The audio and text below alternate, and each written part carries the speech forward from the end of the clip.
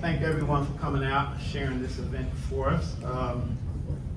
I was told not to spend a lot of time that I was going to get hand signals, so I made this very short. And once again, thank you. Have a nice day. But I also wanted to share this occasion with her nephew, Ernest. If you want to come up to the podium here. He's a little long-winded than I am. So.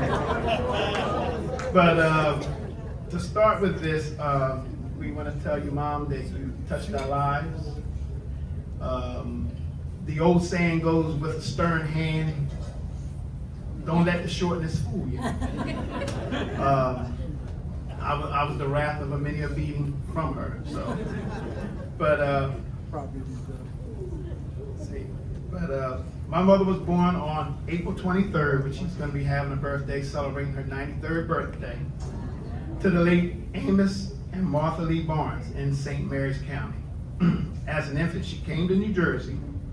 She attended schools in both Philadelphia and the Port North school districts, and later the Millville public systems. In her early relationship, Thelma met Jackie Heyman. Through this relationship, she had 2 children, both deceased, Jackie and Harold Barnes. Thelma worked in her uncle's general store and part-time in the Worcester House industry. While working in the general store, she helped prepare income taxes for the many sailors during the tax season. Because a lot of the sailors, when they came in, they didn't have the opportunity to go to different tax places and get their taxes done, so she was there to fill out taxes for them. Thelma also helped make paper dresses for the Tom Thumb wedding dresses for the Girl Scout clubs, which were headed by the late Gwendolyn Dennis. That's where she learns to dress at.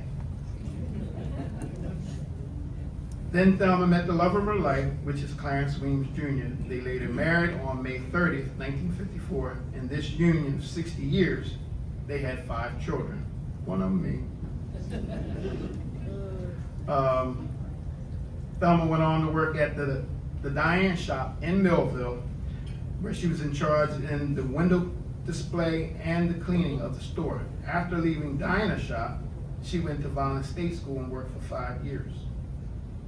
Thelma then started at Armstrong, which is better known as Kerr Glass, for over 28 years, which then later changed its name to Foster Forbes. After retiring, Thelma dedicated the rest of her life to her husband. Thelma is a longtime member of the St. Anthony's Church, where she's a volunteers to work in the food pantry, and is still an active volunteer at the age of 92. For the many activities in the church, Thelma is an avid shopper, always looking for a sale in her favorite stores, either Boscov's or Macy's. Thelma is happy to join the Legends Club with her father, Amos Barnes, and her brother, Ernest Barnes, who are current members of the Legends class here. My mom always was there to help other kids with us when we came to the house. She would always have different sayings, and one stuck to mind is, you never know where you're going unless you know where you've been.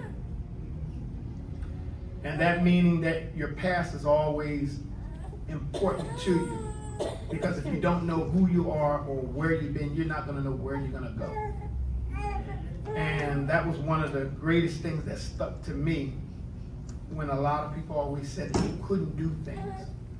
You always would remember different things that certain people would say into your life. And that was one of them. When I left to go to corrections, and she said, never be stagnant, never sit still, never be satisfied with where you're at. Always look to strive to be better. So through those times, we went on, and it helped us through our lives to do better and to be better people, to learn about different things. So she instilled in us, her grandchildren, and everybody who she's touched, she's always had a word of kindness to help one another, to strive to be better. And with a more in-depth background of the later years, I have her nephew here, Ernest Barnes Jr. Good afternoon. As he said, my name is Ernest Barnes Jr. Fort Norris also, pretty much the same area that she did. I called her sis, because everybody in the family called her sis. And her son said just about everything that there was to be said. But I'll say my beginning and end at the same time, pretty much. That my aunt, growing up like so many people here in Port Norris, and if you grew up in Port Norris, regardless of what area, Port Norris is a pretty tough place. As Frank Sinatra said, if you can make it there, you can make it anywhere. And when I look at her life, she's a person that was loved by her family, my father, my aunt, other aunt, and my uncles who passed. And as we've gone through her life, you can say that excellent mom. And I don't think you can have a higher kudos in this world than be touted as being an excellent mom. There are guys who may be tough, but she was tough too. And they may not tell her this to her face, but they admired her toughness and stick-to-itiveness, like say, a guy like me.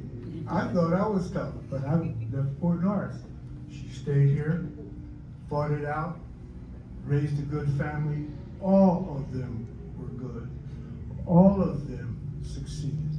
And I imagine all of her grandchildren will do the same. And they'll always have Amos, Martha, can I say Toots, to look after as being people who succeeded in not the easiest environments. And I'm sure that all over the country, they have tough environments, and it takes tough people to succeed there. So she was one, and Port Norris should be proud of her, and all the mothers and stuff who stick there and they fight it out and raise a good family. And guys like my old buddy there, Sam Hull, Port Norris did a good job, and some of the people are recognized here as having been good products of commercial township, Cumberland County, and all of that. Now, I took most of your time. And that should be it. Thank you.